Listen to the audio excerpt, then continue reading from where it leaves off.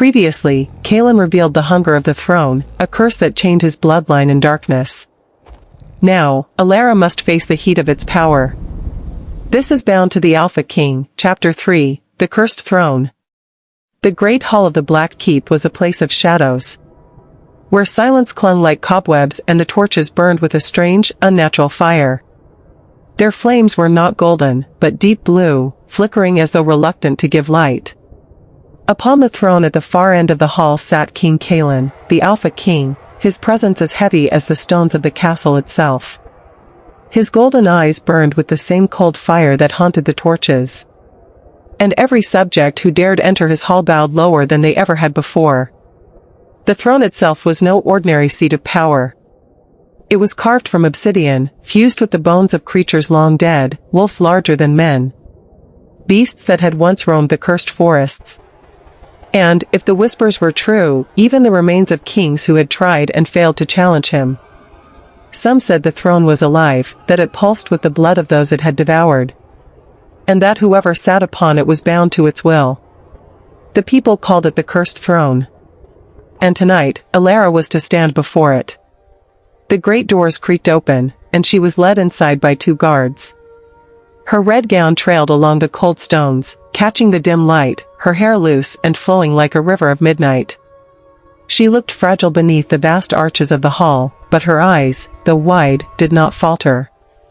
She lifted her chin, trying to hide her trembling. The king's gaze followed her every step.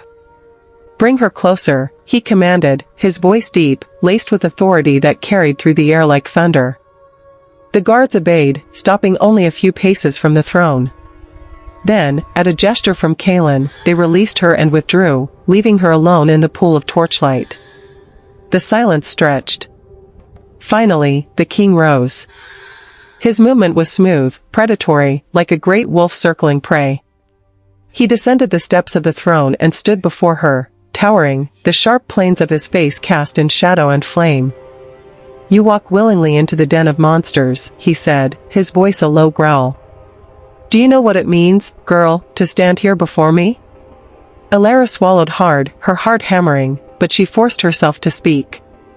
"I know you are the Alpha King. And I know," she hesitated, "I know you saved me." Kaelin's eyes narrowed. "Saved you?" His lips curved, though it was not quite a smile. "No, little one. I claimed you." The throne seemed to pulse behind him, as though it heard his words.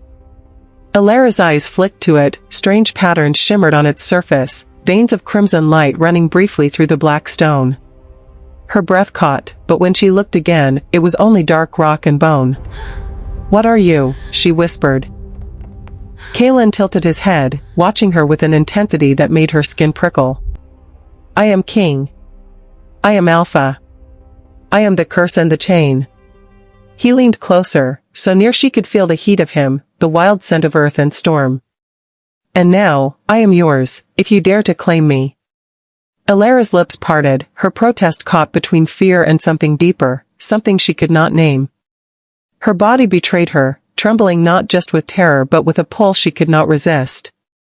"Why me?" she managed, her voice trembling. Kaelin's hand lifted, fingers brushing against her cheek, rough, calloused, yet careful, as though he feared breaking her. "Because the throne chose you." Her heart lurched. "The throne?" His gaze shifted, briefly, to the obsidian seat behind him. Every alpha who has ruled was bound by it. It hungers for more than blood. It craves a soul, a mate, one who can anchor the beast within. Without such a bond, the Alpha King is doomed to madness. A cold shiver raced through Alara's body. "And you think I am that bond?" Kaelin's eyes blazed brighter, gold burning like molten fire. "No, little one. I do not think." He pressed a hand to his chest. "I know." The hall trembled then, a deep rumble shaking the stones beneath their feet. The torches flared, shadows leaping across the walls. From outside, a wolf's howl rose, low and mournful, echoing through the night. It was answered by another. Then another. Soon, a chorus of howls filled the air. Alara gasped, clutching at her gown. "What is happening?" The pack feels it, Kalen said, his voice dark with meaning. They know the throne has chosen. They know their king has found his mate. She staggered back, shaking her head. No, I don't belong here. I don't belong to you. But before she could flee, Kalen's hand shot out, grasping her wrist, not harsh, but unyielding. His eyes locked onto hers, fierce, desperate. You don't understand. If you run, if you deny this bond, the curse will take me. And it will not stop there. The throne will turn its hunger upon you. Her breath came in short gasps. Why me? She whispered again, her voice breaking. Kalen's expression softened, though the fire in him did not dim. Because fate is cruel, he murmured. And because love is born of darkness as much as light. The throne pulsed again, and for an instant, Alara saw something terrible, hands reaching from the shadows, faces twisted in torment, souls bound to the stone. She blinked, and it was gone. But the fear remained. And so did the strange, burning pull toward the king before her. She knew then that no matter how far she ran, the curse of the throne, and the bond it demanded, would follow. And in the depths of her heart, she also knew something far more dangerous. Part of her wanted it. Alara's blood dripped onto the stone, glowing crimson as the throne shuddered with hunger. The ritual had begun. What price must they pay under the blood moon? Chapter 4, The Blood Moon Ritual, coming next. Thank you for listening to Bound to the Alpha King.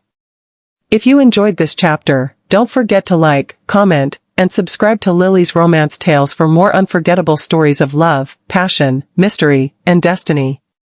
Your support helps us bring even more romantic adventures to life, so make sure to hit the notification bell so you never miss a new upload. And if this story touched your heart, share it with a friend who loves romance as much as you do.